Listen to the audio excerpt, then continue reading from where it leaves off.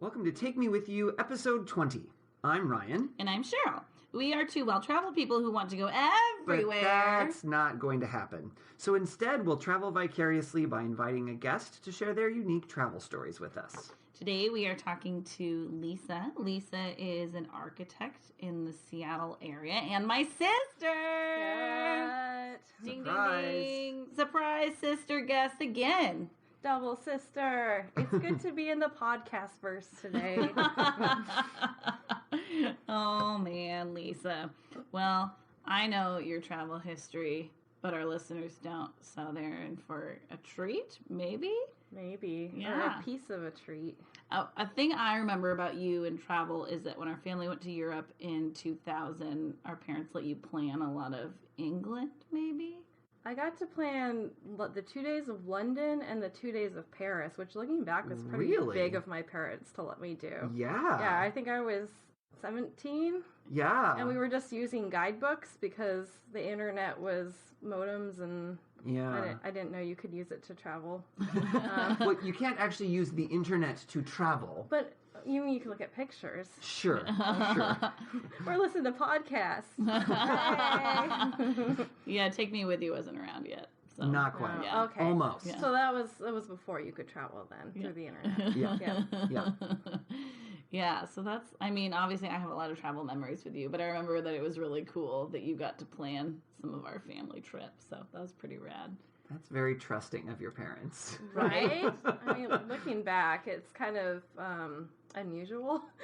Yeah, and they're planners. Yeah, exactly, because they're such Yeah. planners that to hand that off to someone else is a big deal. I wonder if they had backup plans. Maybe they really trusted me after all. Did they ask you, like, so what are we doing? And then they were like, okay, cool, sounds like a good plan, or like... I think that they just, like, gave me the guidebooks. And Dad got the hotels. Did you navigate? So I did. Whoa! Yeah. Wow. I had maps and I directed everyone. I think a couple times Dad was like, "Are we near somewhere? Like lunch?" So we had trouble finding food in London, which is something I didn't think to plan. Like where the food was. We were by Big Ben, I think, and there was no food. I don't know. Maybe that's changed. That was a while ago. I don't know. Yeah. I remember us making a joke, because in Paris it was so easy to find food. I remember us making a joke like, oh yeah, I guess there's not really like a lot of British restaurants around, though, very much. When you think about like the key things you want from that country, it's not necessarily like the fine cuisine all the time. So, Right. Yeah. Now I would plan a trip more around food, but back then. Yeah, that's true. Yeah, We just, foodie wasn't really a term yet. yeah. And Lisa and I didn't know we were foodies yet. Sure. So, Yeah. Sure. Yeah, You said that was in 2000? Yep. 2000, yeah. When in the year? It was like July or August, summertime. Okay, we might have been there at the same Really? time. Oh, really? So Depending, funny. yeah, because I went to London when I turned 18. Graduated from high school. Me and my cousin, who's 3 months younger than me, because my aunt and uncle were living and working over in England at that point. So my grandparents flew us over there. They came down and met us in London. I think we were there for like 5 days or something. I don't remember when exactly it was.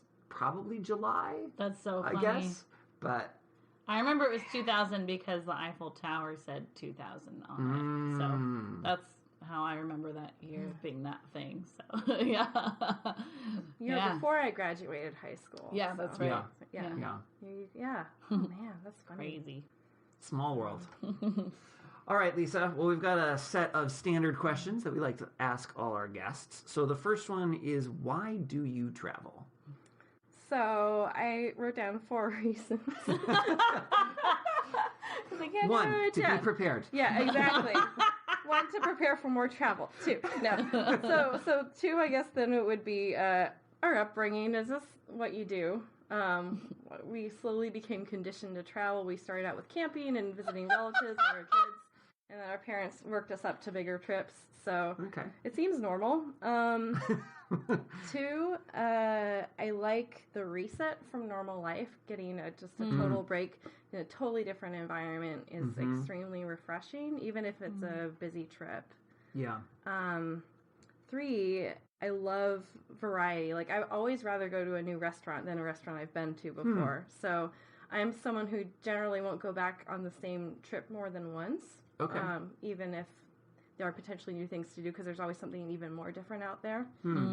And 3, or 5 maybe at this point, because we had a new number 1. So the last one is, I think, going around the world and seeing different types of people and different cultures is what I think heaven is going to look like. The Bible says every tribe and tongue and nation will be in heaven. So I think it's like a beautiful foreshadowing of what we'll experience someday.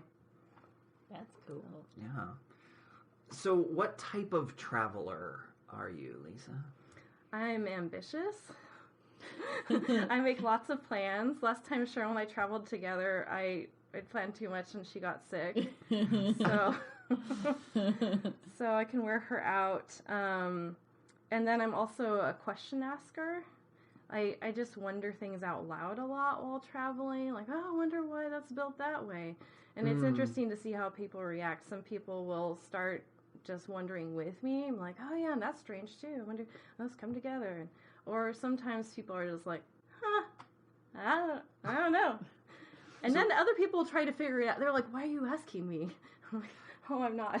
So when you say that the people around you who, and the way they respond, do you mean the people who are traveling with you? Or do you mean just like random bystanders who hear you questioning out into the environment? In general, the people traveling with me, but sometimes random bystanders will answer questions if they know the answer, and it's a friendly culture. So that can be a bonus. Or sometimes if you put your questions on Facebook, people will answer them. Like Cheryl and I had a question, and our mom looked it up. We kept seeing these lions in Italy and in Venice, and it turned out they represented St. Mark, which our mom looked up. Okay. Lion with a book. We called him the literary lion. That's a good alliteration. Yeah. Literary lion. I didn't realize that lions were literate. That one is. That one. Yeah. He's all over Venice, and he's very literate. He likes to read all the time. So. Okay. Awesome. So what's your number 1 travel tip? Oh, I did narrow it down. I have a list again. So which one's number 1? Oh, gosh. There you go. Wait, can we do a top 3? What's your number 3 travel tip? Okay, my number 3 travel tip is the time zone trick. Has anyone talked about this before? When you go somewhere that's a totally different time zone, just jump right into it. Try to travel earlier in the day, stay up all day even though you're exhausted, and then go to bed at bedtime. Bedtime in the local time. In the local time. And for me, that's worked to just jumpstart me into the local time without much jet lag. So I think we've talked about that, but I don't remember how much, like, on air, off air. Yeah, I don't remember either. Yeah, I might have been jet lagged at the time. I don't know. Because I think we talked about the whole napping thing. Oh, don't nap? Or... Yeah. Because I think you're like, I don't have a problem with a nap. Wasn't that you? Oh, I shouldn't nap. When I'm in a maybe new with one, somebody else. because I'll nap for 4 hours. Because I'm a good napper. I'll just keep sleeping. So Gotcha. Yeah. But that's a good one. All right, top 2. Number 2. Number 2. Take care of yourself. Think about what you need in your normal life to stay healthy, and make sure you have that. Now that I'm pretty sure we have heard you talk about, Cheryl. Me? Yeah, because you I've haven't talked always about done that. it. And then I think on Katie's episode, she talked about that. Yeah. Right? She talked about getting enough sleep. Okay. Yes. Mm-hmm. Yeah, so for her, maybe that's her top thing to stay healthy. But whatever you need to stay healthy, like, sometimes it's hard if you're with a group. So communicating that to the rest of your group is pretty important. Yeah. So a little bit of that in my story yet to come. Okay. And I think my number 1 advice is when you talk about your travels later, don't overgeneralize. Like, What do you mean by that? So if you didn't live in the United States and you visited Alaska and then went back to wherever you're from and said, well, the United States is like this, you don't know. You know what Alaska is like, and maybe just that little area of Alaska. So I think being very cognizant that you're just experiencing a piece of a culture and at a certain time of year on a certain day, and not thinking that means you know everything about that culture. Yeah, that's a good. So that's a good number being one. a part of creating stereotypes. Exactly. Created. That's a good one. Very cool. Thanks. That's an original, right? That's an original. Yeah, it's not one we've had yet. I should have just left out the other ones. Cool. Well, Lisa, Ryan doesn't actually know where you're going to tell us about yet. No, you haven't told me. And then when I mentioned that, Cheryl wouldn't let you tell me. Yeah. She's her own person. Yeah, she might be her own person, but you can be pretty persuasive. Cheryl's just trying to keep the mystery in the podcast. Yes, that's clearly it. Yep. All right, so big reveal. Where are you going to share about today? So I went to India, specifically Delhi and Himachal Pradesh. You're going to have to say the second one again. Himachal Pradesh. Okay. Is It's that a two state. words? Yes, it's a state in northern India, just south of Kashmir. Okay. So kind of see the Himalayas in the distance. The climate's a lot more like here than you would think, which is one of the things. So I thought going to India, I thought it's going to be hot and spicy, and the trains are going to be late. And honestly, I didn't want to go to India because I thought maybe it would just be all too overwhelming and I'd pass out from heat exhaustion. But it turned out my experience was I went in the winter and it was 40 degrees Fahrenheit where I was. So, and there was no heat. So we were actually wearing our coats and our sweaters inside the whole time. It was not really that crowded. The food wasn't spicy because I guess that's more of a southern India thing. The trains were exactly on time. And a lot of people spoke English. So it felt pretty foreign in some ways, but there was good communication in general. So, yeah. So can you just tell the listeners a little bit about the purpose of your trip to India? Sure. So I travel a lot for fun and to visit people, but this was a mission trip with Engineering Ministries International. It's a group I've gone on 3 trips with now. They get together designers to donate our design work to organizations around the world, usually in the developing world, who are Christian organizations. We design things like hospitals and orphanages and churches and all sorts of stuff. So also there's some disaster relief work and stuff like that, but this was just a typical design trip that I went on. So I met up with a team who I had never met before. When you say you met up in India for the first time. In country, yes. Traveled there by myself. Yeah, traveled through Amsterdam, which is my favorite airport. Why? They have a museum in the airport with Dutch masters. I think you've been there, Cheryl. Have you? No, so it's a free museum. And you can just wander through as you're waiting for your flight with gorgeous pieces of art. They have Dutch food like, I wrote this down, it's Poffertjes. It's little Dutch pancakes. Little round pancakes. Oh, I've heard of those. Good. Oh my gosh. Poffertjes, or I don't know. Puffs. Puffs. And it's just also really easy to find your way around that airport. It's very well organized, and a lot of signs are in English. I've been there twice. I haven't been to the museum, but it's such a pretty airport too. Like the design of the different spaces is really fun, and there's like cool restaurants that look cool. And yeah, it's a fun one. There's tulips everywhere for the tourists, which are beautiful. But I don't know. I always thought I'm going to squash them in my bag, so no reason to buy those. And you can get tulips here. That's true. That's fair. I mean, going to see the tulips there would be amazing. Yeah. But I don't know that I would necessarily need to bring a tulip home with me. Yeah. When you can just grow one for yourself. Fair. They might survive better if it's a local variety anyway. I would think so, yeah. The listener should know that we're looking out on Ryan's tulip farm right now, so we can see how much he's grown them for himself. Yes, my tulip farm. It's very expansive. It's grown a lot since the last time I've been here, actually. Yeah. As a matter of fact, you could probably say that it has grown infinitely more than the last time you were here. was a good math joke. Yeah. Yeah. So you flew through Amsterdam. Yeah, and then I landed in Delhi late at night. A couple of interns.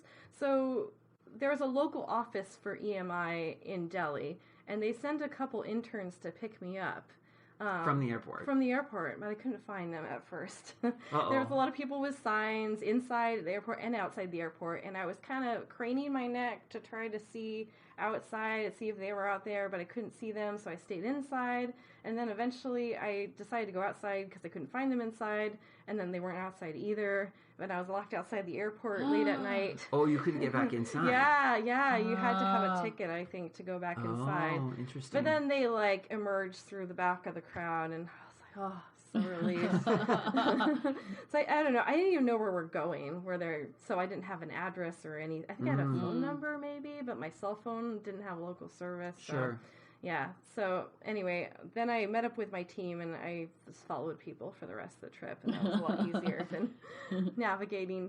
India, I don't know if I would travel there on my own, but it was great with a group of people. 3 of our group of 5 actually lived in Delhi, so they were pretty comfortable navigating. Cool. Yeah. It's a nice ratio. Yeah. One of them was an Indian architect. One of them was our trip leader who'd been living in Delhi for a few years. And then we had an intern, and myself and another architect flew in from the U.S. So it was just architects. 3 architects and 2 engineers. Okay. So a little bit architect heavy, more than normal. And actually, a lot of the teams, every team is different I've been on. A lot of times it's more male and more older than I am, but this team was all women except for the leader. And everyone was younger than me. So sometimes it was like summer camp being on this team. Right? And is that pretty normal to EMI that they like host a team that comes? Yeah. So what happens is an organization will apply to EMI for the design work, and then that organization has to host the team as their like buy-in to get the design work done. Got it. Okay. Yeah, so we went to stay at the children's home that we were working on called Shanti Niketan. It's the name of the children's home. Ryan, I can get that to you later. Yeah. But yeah, we got to stay there, which it was good. We had a small team because they've been in operation for 25 years, and big groups can be disruptive to the kids' lives. So we kind of tried to stay out of the way and not, it's fun to play with kids when you travel around the world, but like those kinds of emotional bonds, if they continually form them with strangers, can be really disruptive to their lives as well. Mm-hmm. So mostly we were there to design new buildings for them. Mm-hmm. So yeah, I did have a couple days in Delhi before we headed to the site in Himachal Pradesh, though, and ran around with a couple of our teammates. We saw the Hauz complex, which is spelled Hauzkhas. If you're ever in Delhi, it's a really fun place to go. It's from the 1200s. There's old tombs and palaces, and it's surrounded by a neighborhood with a lot of fun shops and places to eat. So fun. Yeah, so that's a cool neighborhood. Yeah, favorite places to eat. There's much sweet food, Cheryl. There's like you can get like sweet potatoes with lime on them, and just like frozen fruit, like popsicle type things, and just fun. Good food everywhere. We went shopping because apparently my clothing was not appropriate. I didn't know this before leaving. So when you say not appropriate, what does that mean in context? So they told me to dress modestly, which is pretty typical for a mission trip, right? Mm-hmm. I brought loose sweaters and slacks, but I guess anything that's fitted around the hips and the bottom is considered immodest for women in that culture. So I went and bought some kurtas with my group, which are like the long tunic-y shirts that you may have seen. They have a slit on the side, but they kind of cover up that area of your body, and I was able to wear them under my sweater and layered with my slacks. And then that's a funny combination. Yeah. I mean, like, actually, if you see them now, it's kind of like the styles we've had here the last few years with like leggings and the long tunics. Yeah, they're not too different. So I bought a couple and I was able to wear them here. So, and I was telling people, this isn't cultural appropriation. I'm just trying to not offend people. So, I also note that we ate at Kareem's Hotel, which was really good, but I don't remember. I just have notes that it was really good. So, that's a recommendation. Yeah, our team connected really well. So I mentioned that there was a lot of young women, and we had a lot in common. We helped each other out. Like, for example, I was looking for birds to tell our mom about the birds that we saw. Because she loves she's a bird watcher. So I wanted to take pictures so she could identify the birds when we got home. That's fun. Identify the birds as in, like, hey, can you figure this out? Figure out what bird this is. Yeah. It's like a challenge. Exactly, yeah. Okay. So our whole team started pointing at birds through the trip then. Oh, they knew I was looking. So Lisa, there's a bird over there. I was running around looking for those. So, yeah, that was fun. This is a little bit of a tough time in life for me. I was a new widow, and I was trying to figure out what to do in life, but my team was really supportive of where I was at, so that was pretty cool. That's really good. So, friends for life, I think. So anyway, as we were about to leave for this children's home to start designing, we found out that the government had contacted them and was going to shut them down in 2 weeks. Shut down the whole operation. Whoa. Yeah. So why? We were like, are we even going to go there now? Yeah. They have a lot on their plates. Yeah. They said, come on up. So we headed up on the train, and the reason is that India is working on their laws to protect children, to encourage children to stay with their birth families if possible, and to not abuse children. Basically, there's some places where, imagine you could exploit kids in a quote-unquote children's home situation. So kind of like we see in like TV and movies, kind of the orphanage stereotype in that sense. Making kids like work, government funding, or even worse stuff like sex trafficking. And so they're trying to protect kids, which is great. Yeah, but the laws are complicated, and nobody knows if they're quite following them. And this organization is trying to be law-abiding, but I guess the way that the law works in India is more. What I heard is that it's threaten and negotiate. So okay, yeah. So government was making a threat, and then while we were there, they were negotiating for how to follow the laws and keep. And the local people knew this was a good place for kids. Not all the kids are orphans. Some of them just have families that are not able to support them. So. But they know that they take good care of them. They have a primary school there, and they send them off for older grades, and they try to equip them to face the real world once they graduate at 18 too. So they have a special program for that. So anyway, we were like a little bit unsure, but when we arrived, they said, we're so excited to talk about the future with you. And I was just amazed at the leaders' faith, and they've faced so many difficult things before, and seeing how much peace they had during this situation was super inspiring. So the main leader, she moved from another part of India to start this home 25 years before. Oh, wow. Yeah. And then a few years before, she had gotten married to a Nepalese man, and so they were the current couple leading, and they were just so welcoming. Like, their house was the gathering place for all the staff on the campus. Like, we were working out of their house too, so people were in and out of their living room all day and all night, and they just opened their whole lives to this mission. So it was super inspiring to see. But they were quite busy while we were there meeting with government workers. So we were kind of at loose ends to some extent. You guys know I'm a little bit type A. I mean, both of you understand. Sure. You're currently reading off of your notes about this trip that you spent recent time preparing for. So that sounds about right. Yeah. Yep. So I got there and I was like, okay, we're here to do stuff. What are we going to do? We need a program.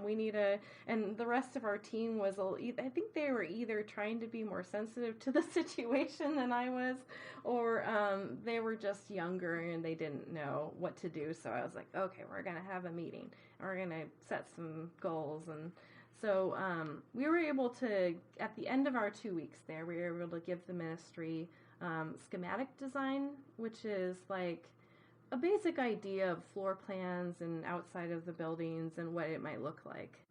So Cool. kind of step one in design. Yeah. Yeah. And I worked on a kitchen and dining hall for the kids, and then some staff housing. Cool. And then another part of the team was working on a boys' dormitory, which is actually being constructed right now. Oh, cool. wow. Yeah, I've been seeing pictures on Facebook. And Awesome. how many years ago was this trip? This was 5 years ago. Okay.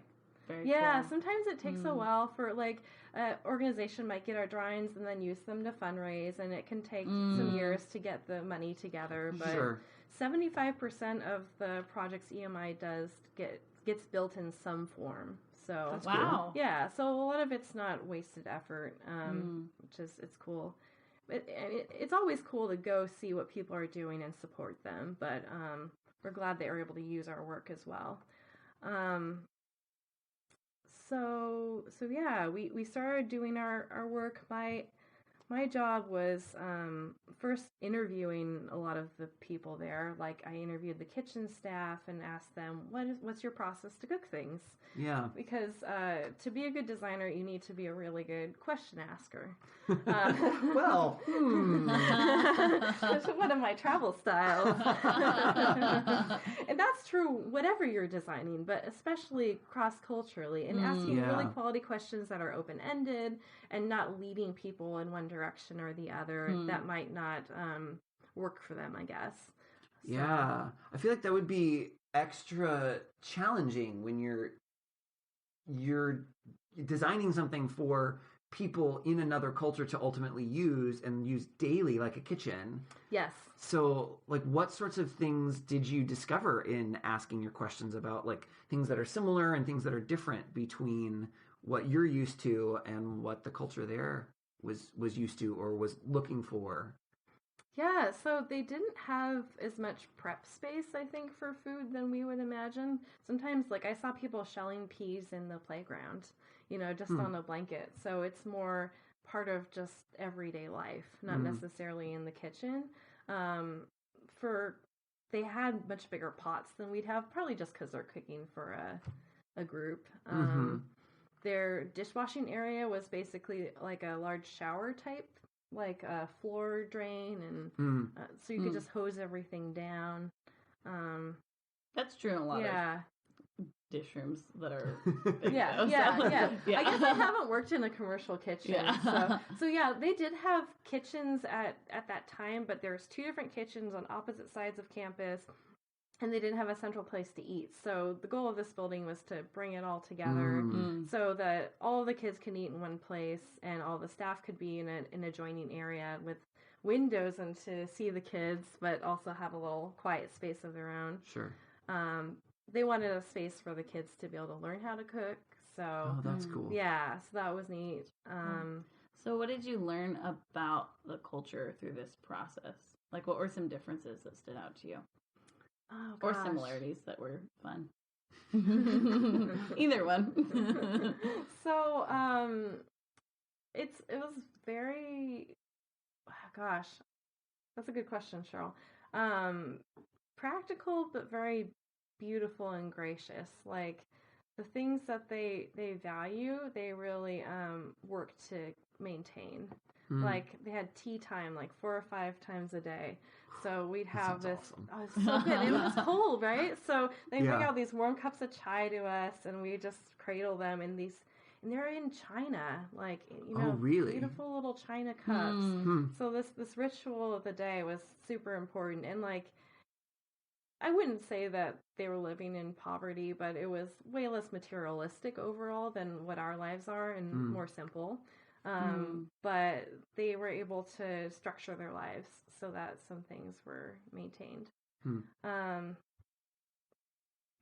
Yeah, there's just a lot of design stuff. So one funny thing is that here we have, what do you call it? Like green design, where it's passive design, I don't know if you guys know that term, but it's like designing a building so you have less reliance on machines and more on the environment. So using the sun like lots of heat. windows. Yeah, and exactly. And maybe you make the floor like stone so it absorbs the sun's heat and it radiates it off at nighttime. And then you have like shutters on the outside of the window, so if it's a high summer sun, that gets blocked, but the winter sun comes in. And this is all stuff in the United States we're very excited about right now in the design community. Okay. But then we go there and we're like, okay, we got to make sure we get sun in all the rooms because there's no heaters, and then we're explaining this to the camp leadership, like, yeah, we oriented the building so you get sun in all the rooms, and they're like, of course, like that's what you do. That's normal operating procedure exactly for them. Yeah. So it's interesting to see how, like, I guess that's one answer to that question, Cheryl, is like we're rediscovering some things in the United States that people already know all around the world. So it seems novel and new here, but really they're concepts that maybe have been used for thousands of years. Absolutely. And we just lost touch. Absolutely, Which makes sense if there's less reliance on technology in other places. Yeah.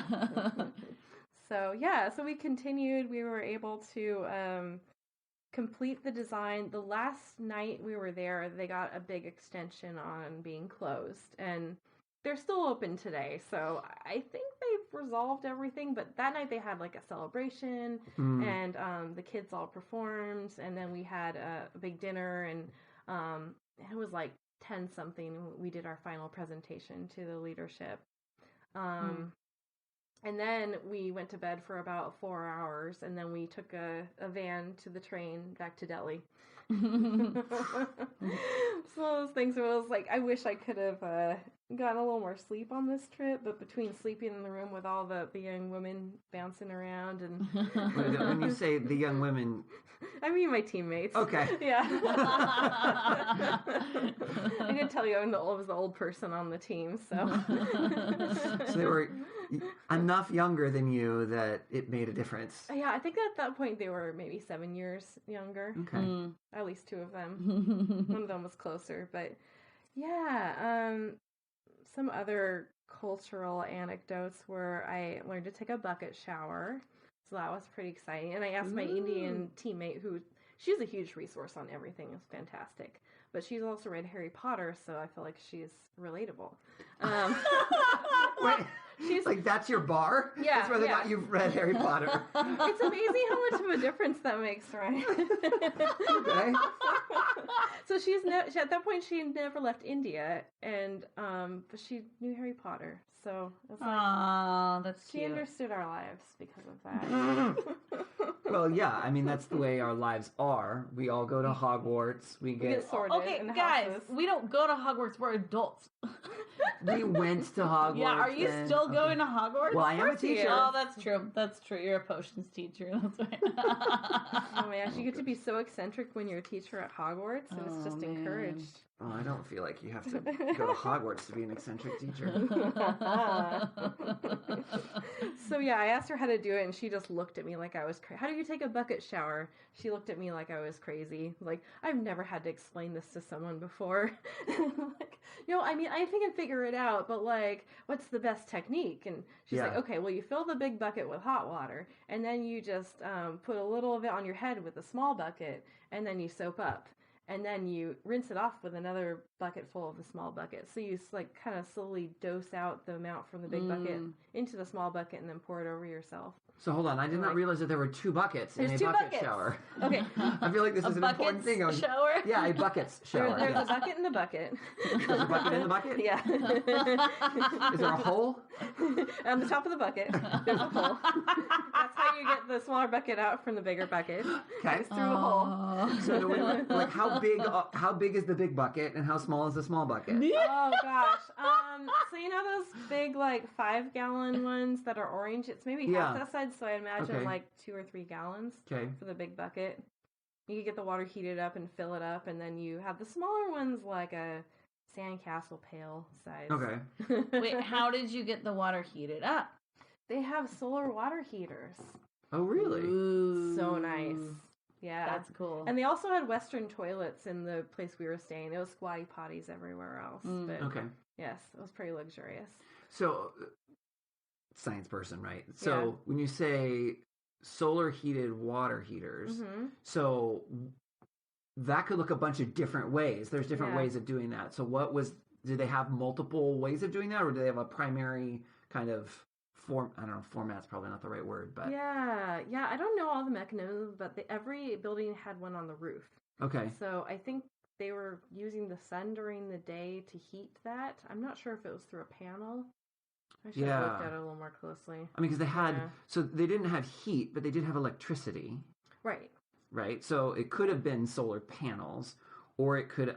The other thing that I'm definitely not an expert, but if you have like a parabolic mirror, you can focus the sunlight and then heat up a much smaller region, but you can heat it up more. Right. So if the tank's insulated, they can maintain that overnight. Right. If you like move the water through, you can heat up more of the water as it moves through instead of it just being static. So I was just curious. Yeah, and I think there's like people do it geothermally sometimes too. Yeah, actually, not in this case. No, but, my school actually really they have these big giant. I don't know if they're tanks or whatever, but that are underground, and then you run the air through because underground the temperature stays relatively constant. Right. So that when it gets colder, you can run the air through there and then actually warms it up. And when it's warmer, you can run the air through there and it cools it down. Do you know if you have a horizontal array or a vertical array? I don't. I just know they're underneath the softball fields. Oh, it could be horizontal then. Okay. Yeah, that's less expensive, but you need a lot of land to do it. Oh, okay. Like a softball field. Like a softball field. I mean, now we found a use for a softball field. We should all do that with our softball fields. That's a good point. Actually, I think I'm going to put one in outside of my softball field. Maybe with your tulips. Yes. Well, the tulips are going to line the softball field. And then we've got the softball field and then the geothermal tanks underneath them. The horizontal geothermal tanks. There we go. Oh my god. Do the home runs go into the tulips in your... Well, not ideally. Yeah. Ideally, they would go over the tulips. Yeah, what kind of home runs are you hitting, Lisa? Yeah, I mean, come on. Just the lame flower ones. So, yeah, I think another funny story. So, at one point, an inspector came to the children's home, and they were looking through just to see. It was part of this whole government, situation. And so the leader said, why don't you guys hide in your room? Because having Westerners around doesn't look good. So for the afternoon, we were all in our bedrooms, kind of getting work done. And it turned out that a man and a woman in a bedroom together, even if it's a group, it's inappropriate. So our team leader was in his room and the rest of us were in our room. But then at one point he had asked our civil engineer a question. So he came by and was just peeking in the door and like speaking to her through the crack of the door, and he heard an engine behind him and like just jumped into our room and slammed the door closed because the inspector was coming. Oh, jeez. And so he was waiting. We were waiting. He's like, oh, I'm gonna peek out and see what's going. He peeked out, and the inspector was standing right outside the door. Oh, jeez. Oh my goodness. The rest of us were just cracking up. Like it's probably not the best for the ministry, and I felt bad about that. But to us, it was pretty funny. So you mentioned about like the clothing and modesty, and then now about the whole, just like mixed gendered rooms, things like that. Do you know, are those cultural standards like across India, or do you know if they are more regional? So like when you were in Delhi versus when you were up north, like did you notice any differences? I am not sure. I looked before this. There's like 122 languages in India, and I think just as many subcultures, and that's the major languages. There's also minor. Wow. And they also were doing things like hanging underwear outside. So you want to say, oh, it's more conservative, but in some ways it's not more conservative. Yeah. Or they'd eat with their hands sometimes. So there wasn't like a direct analog to our culture that was obvious. I just asked lots of questions all the time. So how did you feel as a woman out in public? I felt pretty safe. Okay. But I was always with a group. We went to the town nearby where we were staying in Himachal Pradesh. and people were kind of watching us, like, that I think it was just because we were a bunch of foreigners in a small, town in the mountains of India. Yeah. So, yeah. We saw cows wandering around there, so that part's true. There are cows that wander the streets of some of the towns. And they were eating peanuts. Aww. Street vendors sell roasted peanuts, so there's like shelled peanuts everywhere, and the cows were begging for the peanuts. Okay. That's so cute. And there's also wild monkeys running around, but people don't like them. They're kind of like the rats of the town. Oh, interesting. So if you try to take a picture of them, they run away because they think you're trying to shoo them. Oh, funny. So we finally got a picture, but it took us most of the trip to take a picture of a monkey. That's so funny. Oh, man. I also ate fish intestines. Ooh, how were they? Wait, fish intestines? They were bitter. They were bitter. It was like a condiment. Chutneys. There was a lot of chutneys where we were. Chutneys are just chopped up condiment-y things. Yeah. The tomato chutney was like salsa. Fish intestine chutney was like kind of thin, blackish, like, I don't know if the bitterness was from something else that was with it. Interesting. Or if it was actually the intestines. So it was like tripe, but from a fish. Yeah. That's funny. So, yeah. I mean, I guess I've had them too, because I've had sardines, and those are just whole fish. So I guess I've fish had intestines. If you think about it. Sure. We're just cloaked in flesh. Yeah. Cloaked in flesh. That took me a moment. Man. And then I think to wrap up, we went to Delhi, and then we did a debrief for the trip. We just kind of unwound it and asked questions. Oh, what was your experience? What did you think of India? That kind of thing. Yeah. And then we went out in the town. It was Valentine's Day. We went out and got flatbread and shopping, and then I went to the airport and got on a plane at like 2 a.m. So by my final flight, I was literally throwing up. Whoa! I wore myself out. Hence one of your tips. Yeah. I think I kept it from my seatmate most of the time, though. Like, she didn't know that I was throwing up. Well, that's sweet. Until I threw up in my hand and I had to call the flight attendant. Then she figured it out. Oh. She figured it out. She's quite the sleuth. I was trying to like motion to call the flight attendant to her. She's like, "What do you need? Can I?" And I was like, and she couldn't understand me. So I don't. The end. I don't. Wait, Ed. I don't remember from what Kate shared, but 2 of the 3 of you sisters seem to need to have an external reminder to slow down, otherwise you get sick. 3 of the 3. 3 of the 3. Okay, so yes. Gotcha. Okay. Because Katie's husband helps her do that. That's right. Mm-hmm. That's right. Mm-hmm. See, in my mind, I'm very tough, but physically, I'm apparently not. Me too. Well, I'm like, I can just keep going. That's fine. And the thing is, I think both of you are very tough and resilient.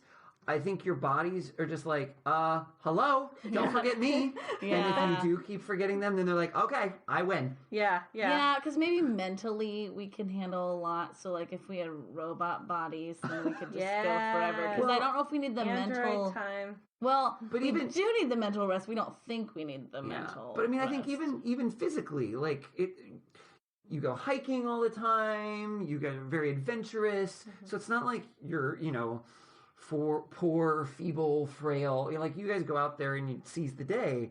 I just you want to make the most. Sleep. Yeah, like I think that's the piece you're missing. Everyone's got a breaking point. Yeah.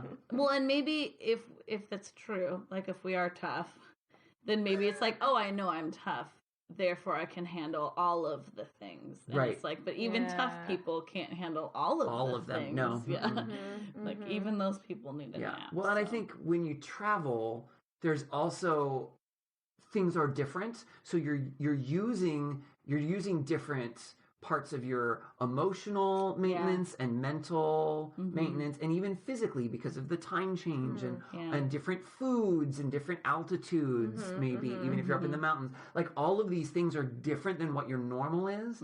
So I would assume, and I could be wrong, but that the threshold of how much your body can handle is lower when you travel in general than normal. I think you're right, because one thing that I have to learn about in all of my life, and I'm relearning about it because I just started a new job, is like, even positive stress is stress. Mm-hmm. And so travel can be a lot of positive stress. Yeah. And it's still stress. There are still stressors. And that, like, still will still have, like, cortisol and other will still, stress like, take a toll on you. Yeah. Yeah. Mm-hmm. Yeah. Oh, okay, Lisa. Sure. Well, thank you for sharing about your trip. We have a couple questions for you.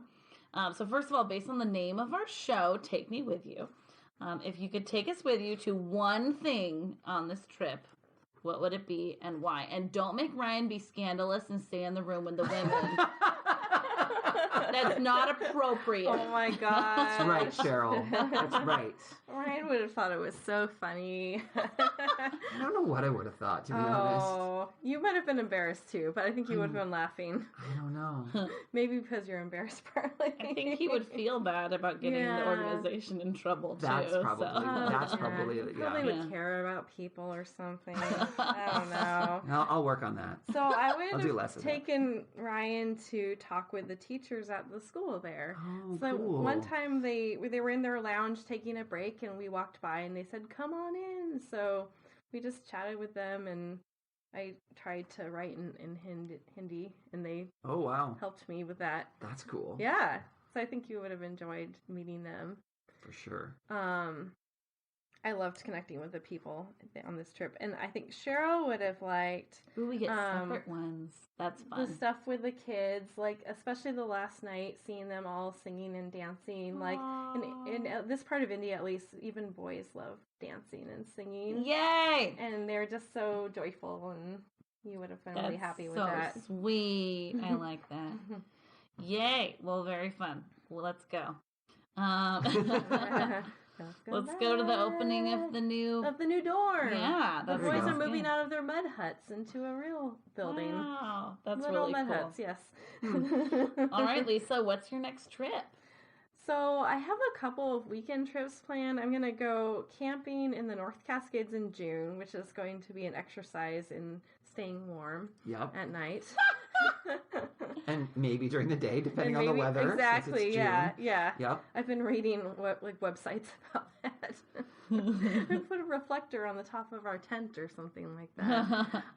And then in the fall, I want to go on another mission trip with EMI, hopefully to Cambodia.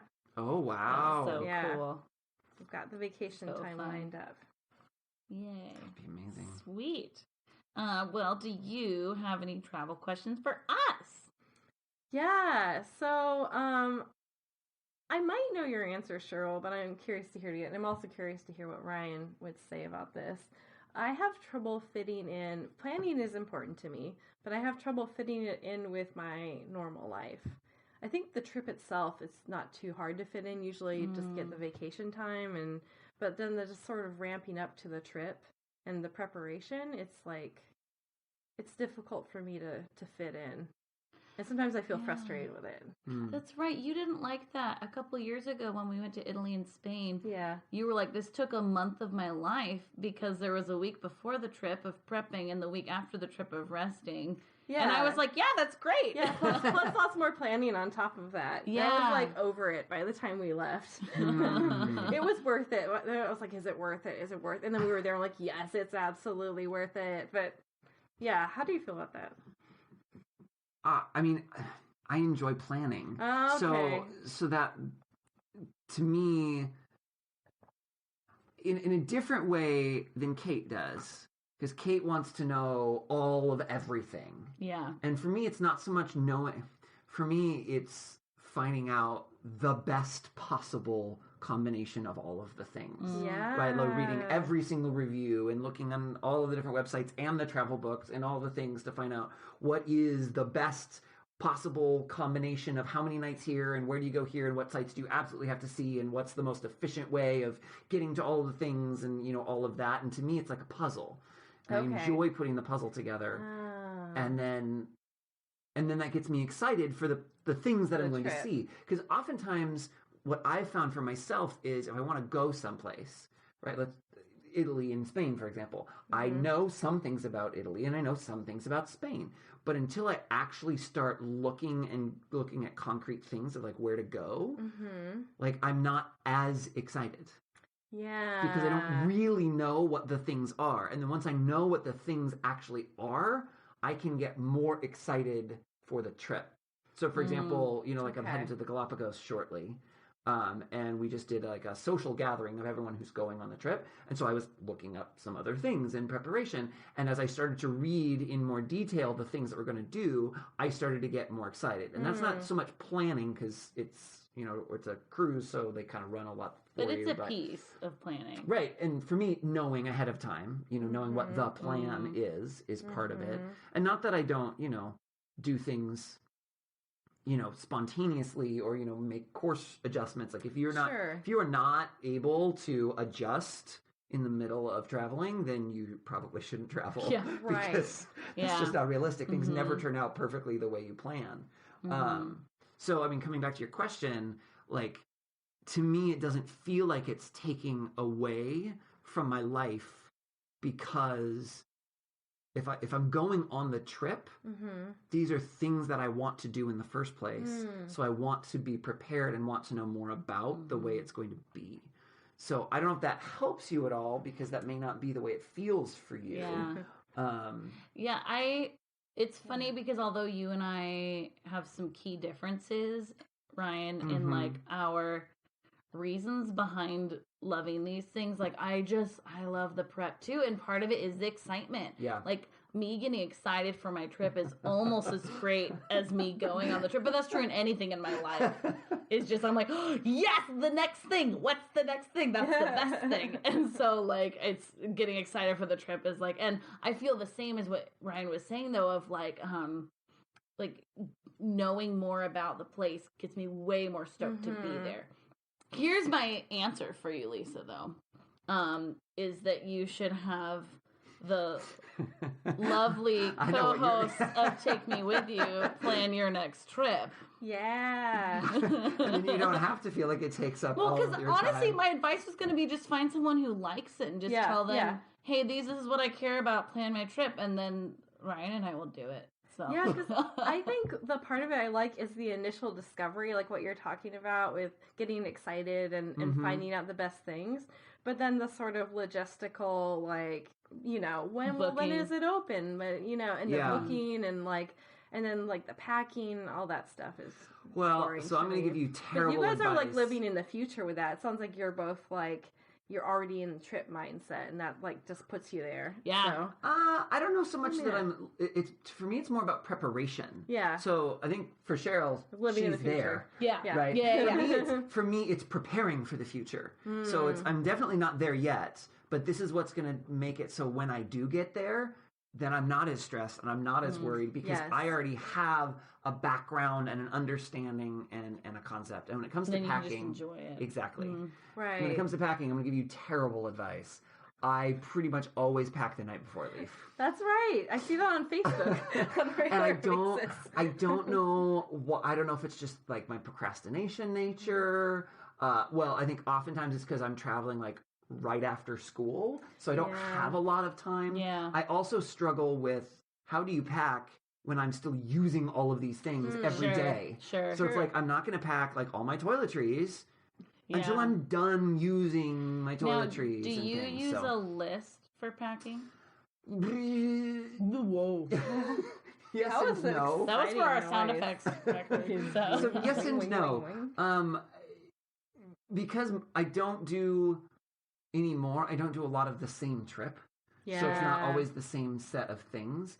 Typically what I'll do is I use like a digital tool for a lot of my lists that I introduced you to called Google Keep. I love it. It's wonderful. Google Keep. But I basically, and this will be like leading up to, I will start, as I think of things, I'll put it on the list. Well, I think the list is almost as good as packing. That's what I was going to say. You've already thought about it. Yeah.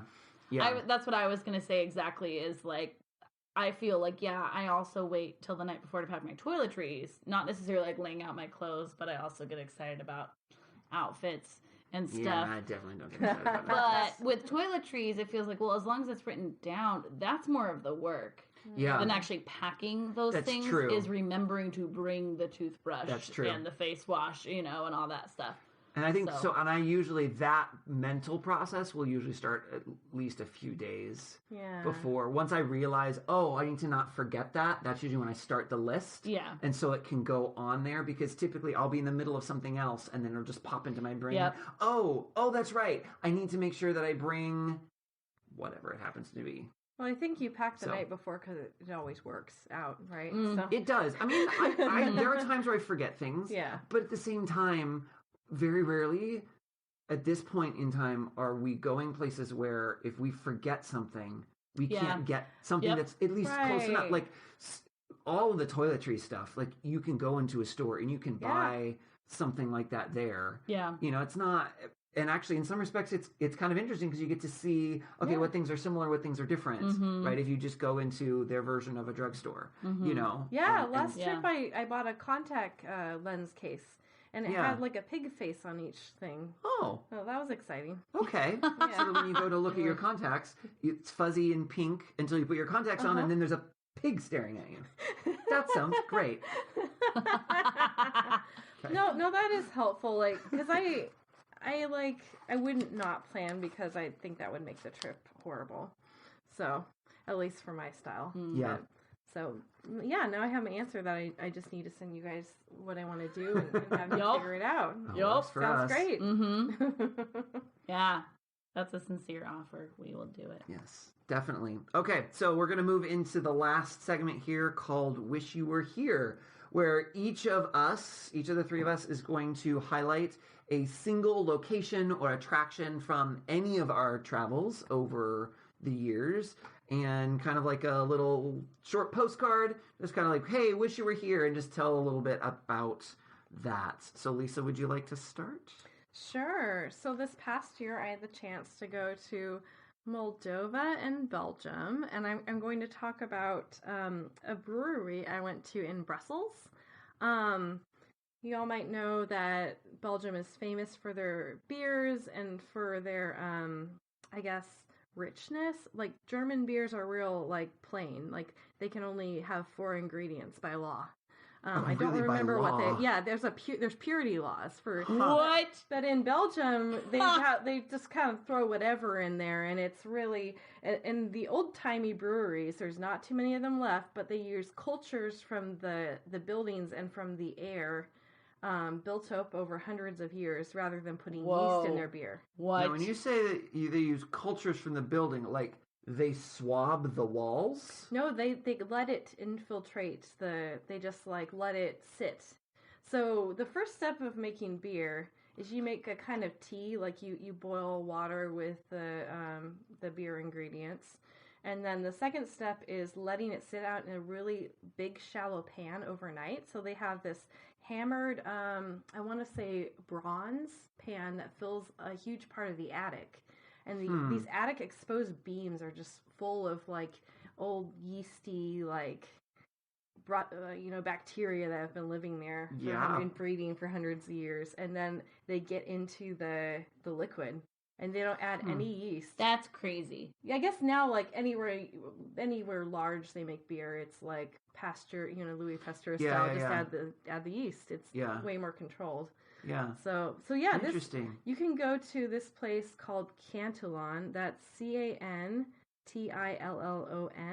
in Brussels, and it's a museum as well as a tasting room, and so they'll show you their whole facility and all the steps. And they make a style what's called lambic, which in the United States we see framboise beer, and that's a kind of lambic, but it's a aged beer. It's aged more like 3 years, which is long for beer, and then they add in fruit to the end. And our American style is pretty sweet, but the Belgian style is a little bit more tart and bitter. So I think Cheryl would like it, actually. Yeah, I would. But that was pretty fun. It's like if you like beer, you like it just because you get to taste the beer and it's interesting. But it's just interesting, historically and scientifically as well. So, wow, interesting. Yeah. Cool. That's so fun. All right, Cheryl. Oh, man. Oh, Ryan. What? I texted you about this last week. Oh, but you didn't tell me what it was. Okay. Okay, so I'm very excited. I wanted to text you really badly and tell you where I was, but I felt like I should wait for Okay. I wish you were here. So I went to the Reno area last weekend to visit my grandparents. Lisa's actually headed there pretty soon as well. And my boyfriend and I, we did a drive around Lake Tahoe one of the days. Okay. And we were in South Lake Tahoe and saw signs for the Marcus Ashley Gallery. Marcus Ashley. Mm-hmm. Okay. Which I'm sure you know. No. They have one of the largest collections of Dr. Seuss artwork. Really? Yeah. Yeah. Like his from books or like his secret art His stuff. secret art. Do they have the uncommon taxidermy? Oh. Mm-hmm. And you can just go see it? You can just go. You can take pictures of it. Oh, they got a whole wall. Oh, that's so cool. That's super cool. It was amazing. Ooh. Oh my goodness. Oh, it's 3D. Yeah. That's so here's awesome. what he did. So sorry, now you're gonna get the whole lesson. No, so please do. Dr. Seuss, Theodore Seuss Geisel, since of course you all knew that. So he's got all the the books and the things that he did, but then he also had just art and things that he did for himself that just it was never intended to be part of a book or published. It was just his own kind of like being creative stuff. And over the years since he died, I want to say in like 91 or 92, something like that. They've slowly started releasing, like his estate and his wife have started like releasing some of them, and you can get like I've got a book that has basically prints of some of those things. But the uncommon taxidermy, what he did was, and I don't remember the full story, but he would take like actual horns from animals or things that like had been taxidermied, but then he created, and I don't remember if it was in clay or in whatever the medium was, but he made basically like very Seussian creatures that he attached like the actual horns to. Oh yeah, and those so, are real antlers. Yeah. So, but they're not Wow. real. And they're of course Dr. Seuss like names like the I don't know the Grickle Snork and things like that. Oh, that's a cute looking turtle. It was so exciting. So we were just driving along, and I guess I didn't really know Lake Tahoe at all, but a lot of it's just surrounded by homes, and so it's just like a really pretty drive. You can drive around the whole thing in like I think it's like a 90-mile drive. You can stop by different parks and different places to like look out and everything. And right now it's all snowy there, of course, so that was really fun. You could see people skiing. But then we got to South Lake Tahoe, and that's like shops and restaurants in addition to the skiing. So it's like a bustling place. And I saw some signs for Dr. Seuss stuff, and I was like, what is that? And so Daryl like turned the car around and went back. And I was like, I mean, we don't have to. And he was like, no, we should go there. You're excited. And I didn't even know about the secret collection. Yeah.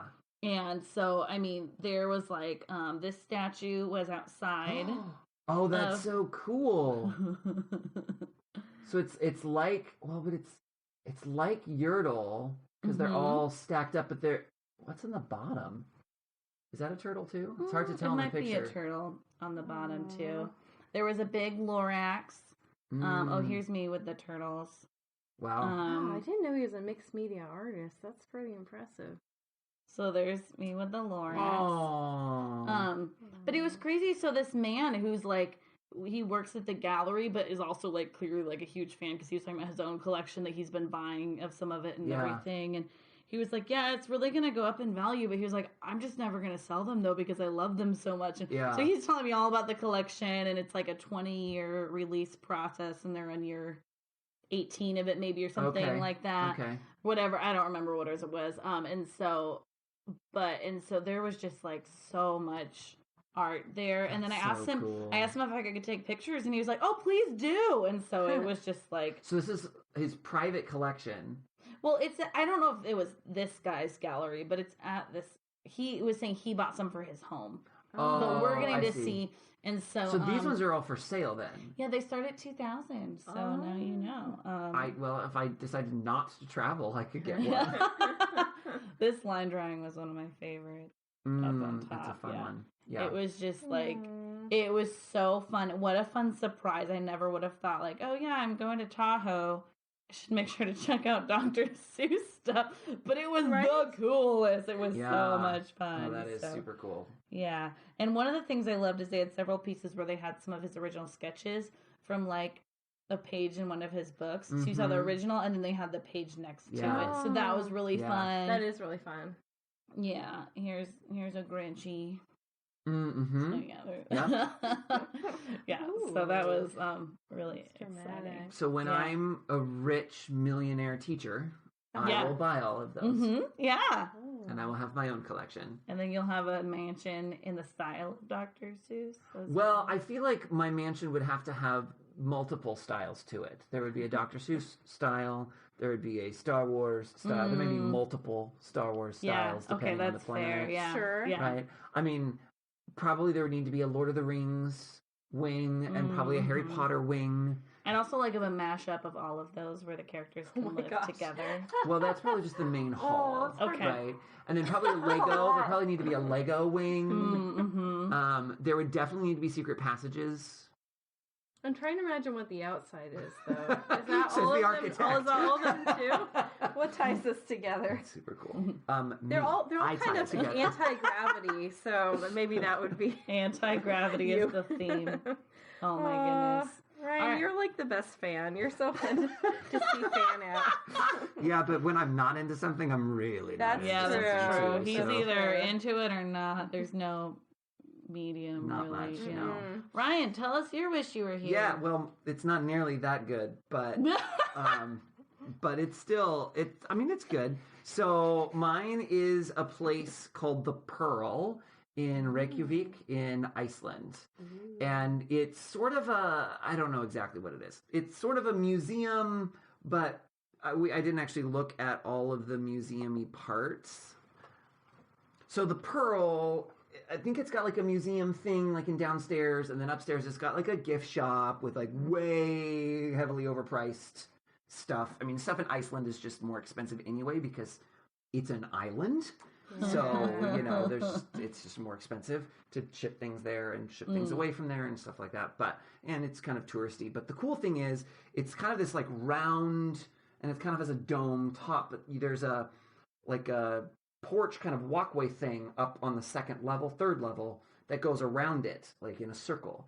And so you go up there and you can see all of Reykjavik with the mountains and the ocean and like most of the kind of stereotypical pictures that you've seen of Reykjavik in Iceland with like the multicolored like roofs and that sort of thing, they're taken from there. Cool. And so you can just kind of go up there and you can view, because again, you can go around the whole thing in a circle. Like a balcony on the outside. It is, but it's like all the way around. It like rims it.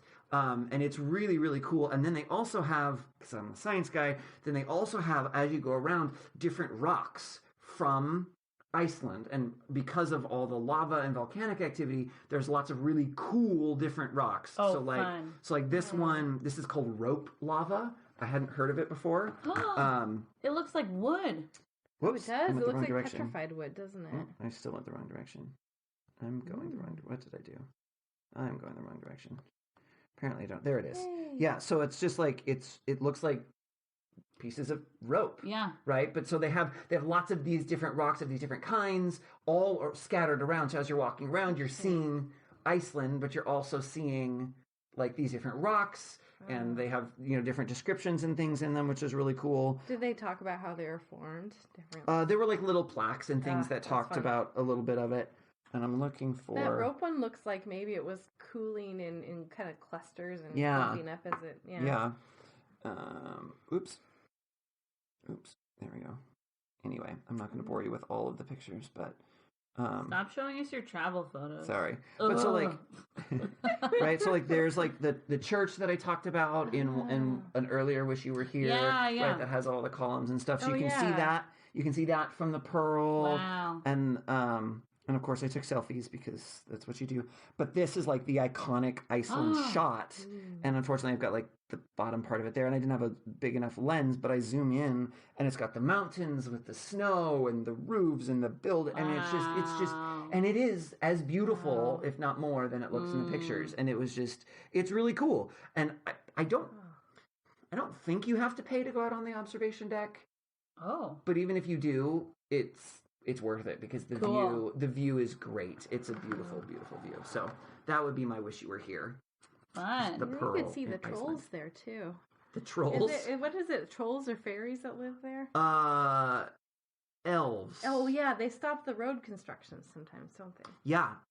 Yes, they believe pretty strongly in the elves.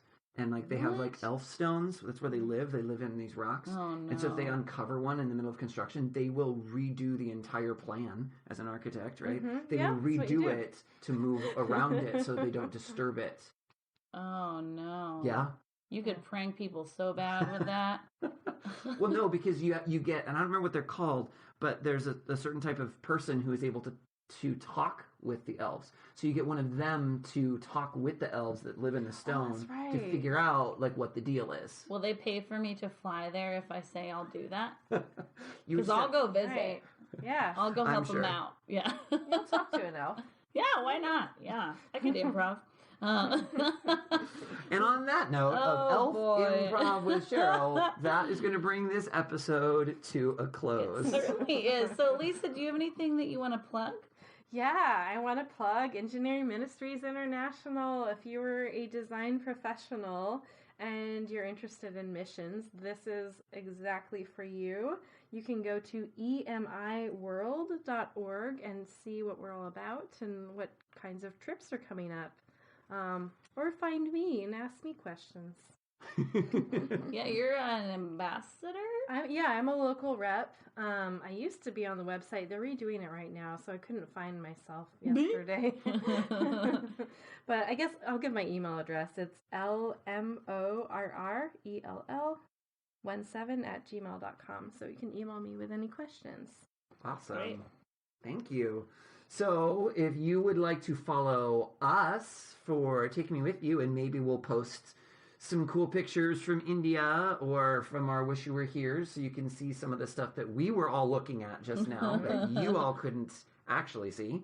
You can follow us on Facebook and Twitter and Instagram at Timwy Podcast. That's TMWY Podcast. You can also email us at timwepodcast@gmail.com. Send us your travel questions and tales and guest suggestions and all of the delightful things. All of the delightful things. Yeah. All the things. You can also give us a call and leave us a voicemail, and then maybe we'd even play your question on a future podcast. You can call us at 406-763-8699 or 406-POD-TIMWE. You can also send us a text message, and we can get that as well if you'd rather not have your voice on the podcast, but you'd still like to send us something from your phone that's easier than email. Please, if you would be so kind as to rate and review us and subscribe so you can get all of our wonderful episodes as they are released. Thank you so much to Beth Morrell for our awesome artwork. You can check out more of her artwork at Beth Is Something. Absolutely. Thanks, Beth. All right, that does it for this episode. One more time, thank you, Lisa, for telling us about your trip. Absolutely. And until next time, take me with you. Take me with you.